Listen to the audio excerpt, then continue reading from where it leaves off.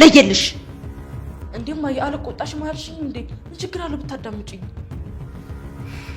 ምክንያቱም ማዬ እስኪ ቤት ውስጥ ምን ለምታደርግላት ይሄ በደንብ ባለፈው ራስ ሆኔን የመታችኝ ዳጣን በተኛችበት አንቃት አልወስላልኳት አላምልሽ አልኩ አይደል ይቺን እንኳን ማጣፈጫ ውሸትሽ ናት እማዬ እኔ እኮ አልዋሽም ባሽቼም አላውቅም እስኪ በደንብ ያቸው ማዬ ይመሳሰላሉ እኮ በዛ ይሉን በጣም የሚዋደዱት አሁንማ በቃ ማዬ ብታይ ምግብ እኮ ተደብቀ ለሷ ብቻ ነው የምትሰጣት ኧረ እና በርቀት ወልዳት ነው ይሄ ርቀት ትምህርት መሰለሽ ሰላም እኮ ላለፉት 20 ምናምን ዓመት እዚህ ቤት ነበረች ከየት ነው የወለደችው እንዴ ማዬ በድብቅ እኮ ወልዳት ሊሆን ይችላል ሰሚያለሽ ዝም ብለሽ አንቱ ፍንቱን አታስቢ እኔም አንቺን ሰው ብዬ እዚህ ማዳመጥ እንዴ ሰላምና ዳጣ እኮ በቅርብ ነው መወዳጀት የጀመሩት በዛ ላይ ደግሞ ዳጣ በጣም ጥሩ ልጅ ናት ምናልባት በጣም ጥሩ ልጅ ስለሆነችና ስለምታግዛት ይሆናል የምትወዳት እሺ ማዬ ግን በቃ አንድ ነገር ብቻ ልጠይቅሽ ኤቢ ምንድነው እንዳትቆጪ ግን እና ለዲኤንኤ ማስመርመሪያ ብር ልትሰጪኝ ይፈልጋል እባክሽ አንቺ ልጅ እባክሽ ቀኔ ገና ነው ያው በቃ ስወልድ በህይወት ልትረፍ አልትረፍ ስለማላቅ የዛን ጊዜ የልጅ አባት ማን እንደሆነ ነግራችኋለሁ እስማም በይ ምን ማለትሽ ነው ምጥ ያሳምማል እንጂ ሌላ ምን ያደርጋል ይሄ ሁሉ ሰው እኮ ድንገት በቁል አይደለም እንዴት እንደዚህ ታያለሽ ቆይ ደግሞ ምን አለበት በኋላ ጭንቀት ላይ ምጥ ላይ ሆነሽ ከምትነግሪና አሁን ብትነግሪ እውነቷን ነው ማርቲ እኛም እኮ እዚህ ጠርተን የምናወራሽ በጣም ስለጨነቀን ነው ቀላል ነገር አይደለም ይኸውልሽ ሰላም አንቺ ማትናገሪበት ምክንያት እኛ ላይ በጣም ብዙ ነገር ነው የሚፈጥረው እንዴ ማርቲ እኮ ጥሩ ሚስት ስለሆነች እንጂ እኮ ይኸውልሽ የትም ቦታ ላይ ሰራተኛ ስታረግዝ መጀመሪያ የሚጠረጠረው አባወራው እንዴ በቃ ምጥ ሲጀምረኝ የልጁ አባት ማን እንደሆነ የዛኔ ነግራችኋለሁ ሰላም እና በቃ አሁን አልናገርም እያልሽ ነው እትዬ በጣም ይቅርታ ጋሽም ይቅርታ በቃ ምጥ ሰላም ሰላም ወደ ቻናሌ ቤተሰቦች እንዴት ናችሁልኝ እንኳን ወደ ቻናሌ በሰላም መጣችሁ ደህና ናችሁ ወይ ዳጣ ድራማ ክፍል 63 እንግዲህ የሰላም መውለጃ ጊዜ እየደረሰ ነው አሁን ላይ ነገሮች ሁሉ ለሰላም እየከበዷት መጥተዋል ሰላም እስከዛሬ ድረስ እንግዲህ ቤት ውስጥ የልጅሽ አባት ማን ነው የሚለው ጥያቄን አደባብሳ ብታልፍም አሁን ግን አይን ያወጣ ጥያቄ እየመጣባት ይገኛል መውለጃዋ ትንሽ ጊዜ ሲቀርቷታል እንግዲህ ሰላም እንደምታውቁት ያረገዘችው ከደረጀ ነው ያኔ ለበቀል ብላ በተቀማችው ልጅ ፋንታ እሱን ለመበቀልም ስለፈለገች ያደረገችው ስህተት አሁን ላይ ግራ የሚያጋባ ነገር ሆኗል ነገር ሁሉ ዝብርቅርቅ ብሏል እንግዲህ ሰላም ጋር ሁለት የተደበቁ ሚስጥሮች አሉ ሰላም ራሷ የምታውቀው አንደኛው ያረገዘችው ልጅ ደረጀ ሳያውቅ አብራው ተኝታ እሱ ሰክሮ ራሱን ስቶት በተኛበት አብራው ተኝታ ሁለተኛው ደግሞ ደረጀ ራሱ ደፍሯት ምን አይነት አጋጣሚ የሚያስጠላ እኔ ከዚህ ቤተሰብ ውስጥ ዳጣ ድራማ በጣም ደስ የሚል የቤተሰብ ድራማ ነው በጣም ብዙ ነገር የምንማርበት ነው አይታችሁ ከሆነ ከክፍል 1 እስከ ክፍል 63 ድረስ ሲታይ በጣም የሚማርክ ደስ የሚል ቤተሰብ በጣም የብዙዎቻችን ህይወትም የሚያይ የልጆች አስተዳደግን እና የትዳርን ነገር ሁሉ የሚያሳይ የሚያስጎበኝ ነው ማለት ነው ነገር ግን እዚህ ደስ የሚል ቤተሰብ ውስጥ እንደ ማንኛውም ቤተሰብ የሆነ እንከን አለ ጥሩ ልጅ ላይኖር ይችላል ሁሉም ልጆች ጥሩ ላይሆኑ ይችላሉ ለምሳሌ አብጌል ማየት ይቻላል ምን አይነት መጥፎ ልጅ እንደሆነች ሲበዛ ማለት ነው ማለት ሲበዛ ተጠራጣሪ ናት ሲበዛ ደግሞ እኔ ያልኩት ካልሆነ የምትፈልገውን ነገር ጥግ ድረስ ሄዳ አልሆን ሲል ነው ያው አልሆን ሲሆንባት ብቻ ሳይሆን ሲቀር ነው እንጂ ጥግ ድረስ ምንም ነገር እንደ ልጅ ሳይሆን እንደ በጣም በቃ ማለት ሁሉንም ነገር የምንከታተል የምንጠራጠር ሁሉንም በክፋት ሁሉንም ነገር የምንከታተል ከሆነ ከባድ ነው እኮ ሁሉም ሰው ቤተሰብ በተለይ ደግሞ ቤተሰቦቻችንን ምን እያደረጉ ነው ምን ሊያደርጉ ነው ተጠራጣሪ ሰላይ መሆን አንችልም ይሄ ከክፋት ነው ማለት አብጌል እውነት አላት የምትናገረው ነገር ሁሉ እውነት ነው ነገር ግን ያው ሁሉ ነገር ደግሞ እንድታቂ ያደረጋት ተጠራጣሪና ሰላይ ስለሆነች ነው ሁሉንም ሰው ማለት ነው ቤተሰቦቿን ትሰልላቸዋለች፣ ትጠራጠራለች። ምን ሊያደርጉ ነው ብላ እነሱን ትከታተላቸዋለች። እንደ ልጅ አይደለችም እና ተግባሯ ልክ አይደለም። እውነት እንኳ ቢኖራት እውነት ባይሆንስ ለምሳሌ ዳጣ ይሁን እሱ እንዳለው አባቷ እንዳለው የሲሳይ ልጅ ብትሆን ሰላምም ደግሞ የሆነ ፍቅረኛ ኑሯት ስላልፈለገችው መናገር ስላልፈለገች ቢሆን እሷ ግን ምን ያክል አባቷን ስትጠራጠር፣ አንዴ እናቷን ስትጠራጠር፣ እናቷን አእምሯን ስትመርዝ ይህ ሁሉ ነገር ስታደርግ ነበር። ነገሩ እውነት ቢሆንም ግን እሷ እውነት ታይቷት ሳይሆን ተጠራጣሪና ቤተሰቦቿን የምትፈትሽ አይነት ልጅ ስለሆነች ነው። ገብቷቸዋል አይደለ? እና የአቢጌል በጣም ነው የሚያስገርመኝ። ተነግራ ራሱ የማትሰማ እንደዚ አይነት ልጅ ናት። እንግዲህ ከዚህ ቤተሰብ ከዛ ውጭ ግን ውሃ ደግሞ በጣም የዋህ ምንም የማታውቅ ናት። ባልና ሚስቶቹ ደግሞ ትዳራቸው ላይ በጣም ደስ የሚሉ ባልና ሚስቶች ናቸው። እና አሁን ከዚህ ቤተሰብ ውስጥ ማን ያምናን? የተደበቀ የሚፈነዳ ቦምብ አለ ቢባል ማን ያምናን? ይህን የመሰለ ቤት ላይፍ እየኖሩ የሚያምር ቤት ውስጥ እየኖሩ ከእነሱ አልፎ የሌሎች ሰዎች ልጆችንም ሰብስበው ይዘው እየኖሩ እያለ እዚህ ደስ የሚል ባልና ሚስቶቹ በጣም ነው ደስ የሚሉትና የሆነ የሚያምር ደስ የሚል ትዳር ያለው ቤት ነውና እዚህ ቤተሰብ ውስጥ ግን አንድ የሚፈነዳ ቦምብ መኖሩን ስታውቁና አደገኛ ነገር ውስብስብ ያለ ለዛውም ማለት ነውና እንግዲህ ሁሉ ታሪክ ያለው ሰላም ጋር ነው።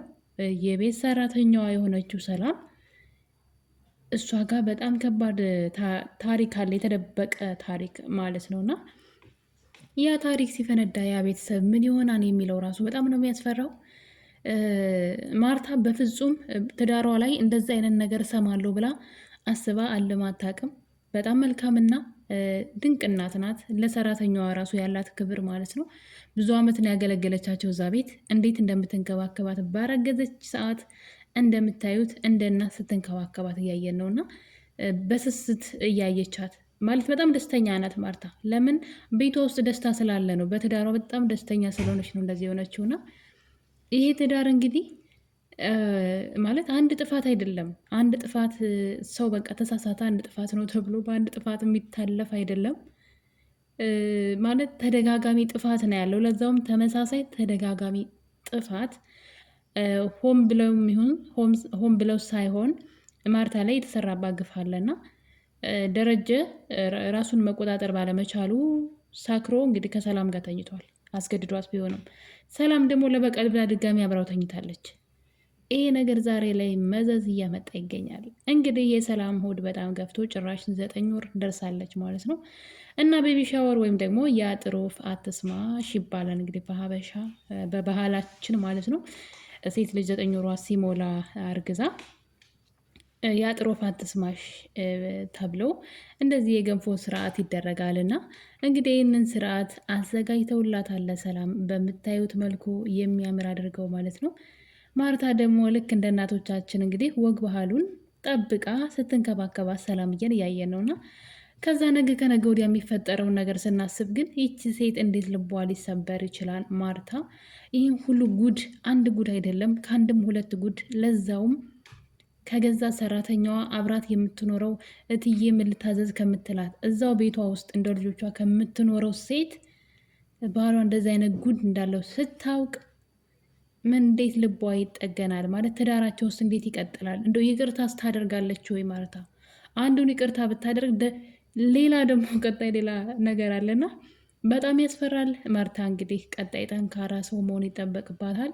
ምክንያቱም ከፊት ለፊቷ የሚጠብቃት በጣም አደገኛ ነገር ነው። ይህም ቤተሰብ የሚነቀንቅ ይህ ቤተሰብ እስካሁን ድረስ ከአቢጌል መረበሽና ተጠራጣሪዋ ነገረኛዋ አቢጌል ከምታደርገው ጥፋት በስተቀረ ቤተሰቡ በጣም ደስተኛ ነበረ። ከሰራተኛ እስከ አሰሪ ከልጆች ሁሉ ከነሱ ልጆች አልፎ የሌሎች ሰዎች ልጆችን በማርታ እይታ ለምሳሌ ዳጣ የሲሳይ ልጅ ናት። እሷንም ናታንም እንደዛውና እነሱንም ይዘው ዛሬ በፍቅር ሲኖሩ ነበረ እና ይሄ ትዳር እጣ ፈንታው ምን ይሆናል የሚለው ማለት አይገባውም ነበር ለዚህ ትዳር። ይሄ ቤተሰብ አሁን ማርታ እንዴት ነው ይቅርታ የምታደርገው? እንዴት ነው ይህን ነገር በይቅርታ ማለት ይሄ ትዳር ይቀጥላል ወይ?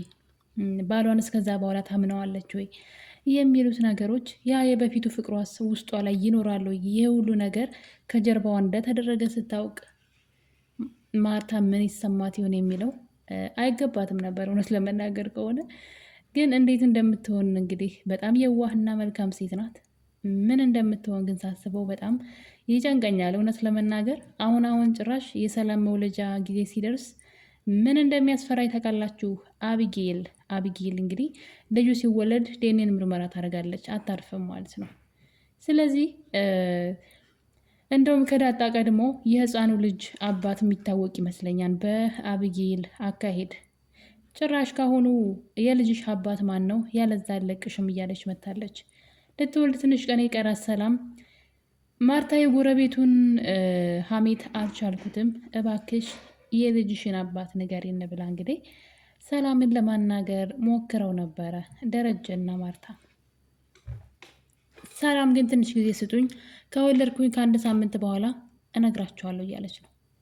በፍጹም አታረገውም ማለት አይነገርም እንጂ ምን ተብሎ እስኪ አሁን አስቡት እስኪ ምን ተብሎ ይነገራል? ከባልሽ ነው ያረገዝኩት አብሬው ተኝቼ በሰከር ይባላል አይባልም። እኔ ግን ለሰላም አንድ ምክር አለኝ። ልጇን ከወለደች በኋላ ከዛ ቤት ውልቅ ብላ መሄድ አለባት። ከፈለገች ዳጣን ይዛ ራሱ ብትወጣ ግዴታ የደረጀ ልጅ ነው መባል አይጠበቅበትም። ልጇቿን ይዛ ከዛ ቤት ወጥታ መሄድ አለባት። በፍጹም እንደዚህ አይነት ነገር ማድረግ የለባትም ብዬ አስባለሁ። ያሳፍራል ማለት ለመናገርም ስህተትም አይደለም። ይሄ ሆን ተብሎ የተደረገ ነገር ስለሆነ ይሄ ቀን እንደሚመጣ ማሰብ ነበረባት። እንደዚህ አይነት ነውር በሰው ትዳር ላይ ስታደርግ ማለት ነው። አሁን ላይ ደረጀን አይደለም እየተበቀለች ያለችው። ደረጀ በቃ አንድ የሆነ ነገር ነው። ግን ይቺ መልካም ሴት የሆነች ደግ እናት የሆነችውን ማርታን ግን እንዴት አድርጋ ስብርብር እንደምታደርጋትና እምነት አልባ እንደምታደርጋት ነው ማስበውና ስለዚህ ሰላም ከቤት መውጣት አለባት። ርቃ መሄድ አለባት ከዚህ ቤተሰብ። ማርታ እውነቱን ተወቅም አትወቅም ከዚህ ቤት መውጣት አለባት። እንዴ እኔ በጣም ነው እውነት ሳስበው በጣም ይገርመኛል። እንግዲህ ዳጣ ድራማ አሁን ላይ ሰላም እንግዲህ የአጥር ወፍ አትስማሽ የሚል ፕሮግራም ተዘጋጅቶላታል። መውለጃዋ ጊዜም ደርሷል። እነ ማርታም ደግሞ እባክሽ ከመውለድሽ በፊት የልጅሽን አባት ተናገሪ። ሰዎች አራስ ሊጠይቁ ሲመጡም እኮ አባቱ ማን ነው ማለታቸው አይቀርም። ያኔ ደግሞ ሀሜቱ ይብሳል ብትላትም እሷ ግን ከወለድኩ በኋላ እናገራለሁ ስትል እየሰማናት ነው። ሌላው ደግሞ አቢጌል ሌላ ጥርጣሬ ውስጥ ገብታለች። እሱም እንግዲህ ሰላምና ዳጣ እንግዲህ ዳጣ በጣም መልካም ልጅ ናት። ከሰላም ጋር ደግሞ በጣም ነው የሚዋደዱት። ስለዚህ ከስር ከስሯ ስትል ስታያት እናቴ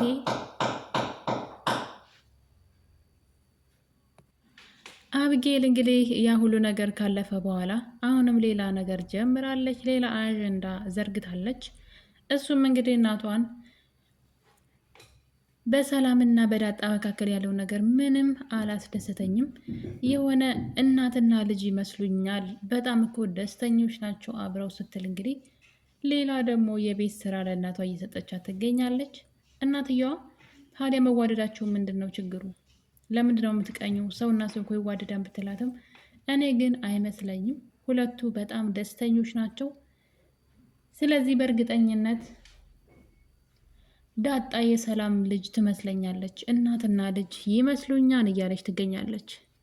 ይህ ነገር እንግዲህ በዚህ ያለ እናቷን እኔ የሰላም ልጅ ሲወለድ ዴኔን አስመረምራለሁ፣ ስለዚህ ብር እንድትሰጭኝ እፈልጋለሁ ብላ እናቷን አይን ያወጣ ጥያቄ አሁንማ እናትየዋ ስለለመደቻት ስራዋን ሁሉ በግልጽ መናገር ጀምራለች። እና ገንዘብ እፈልጋለሁ፣ ዴኔን አስመረምራለሁ ልጁን እያለች ትገኛለች። እና እንግዲህ አሁን ላይ የዳጣ ድራማ የሰላም ጉድ መውጫው እየደረሰ ነው።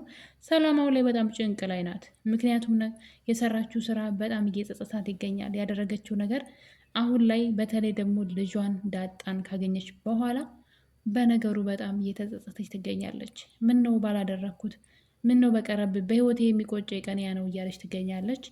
ያው ዳጣ ልጅን አላገኛትም ብላ ተስፋ ቆርጣ ስለነበረ ነው። እና እንግዲህ ምንድን ነው ያማረሽ እያለች ማርታ ሰላምን ስትጠይቃት ያማራትን ነገር ስትነግራት፣ በዚህ መሀል እንግዲህ ዳጣ የኔ እናት ያማራትን ስላልበላች ነው ወይ ብላ እንግዲህ የሆነ ነገር ትናገራለች። ሰላም ረስታው አዎ ያማራትን ስላልበላች ነው ብላ ስትመልስላት እያየን ነው። ያው ሰላም እሷን በመከራና በጭንቅ ውስጥ ነበረ የወለደቻት። ማለት ጥሩ ሁኔታ ላይ አልነበረችም። ያለ ፍላጎቷ ነው የወለደቻት እና እንግዲህ ደረጀ የእጁን አገኘ ብለን ማለት አንችልም። አሁን ላይ የምታዝነው ልቧ የሚሰበረው የማርታ ስለሆነ ማለት ነው። እና አጓጊ የሆነው እና ምርጥ የቤተሰብ ድራማ ዳጣ ክፍል 63 ይህን ይመስል ነበረ። በሌላ በክፍል 64 እስከምንገናኝ ድረስ የዛሬን አበቃን። ቸር ቆዩልኝ።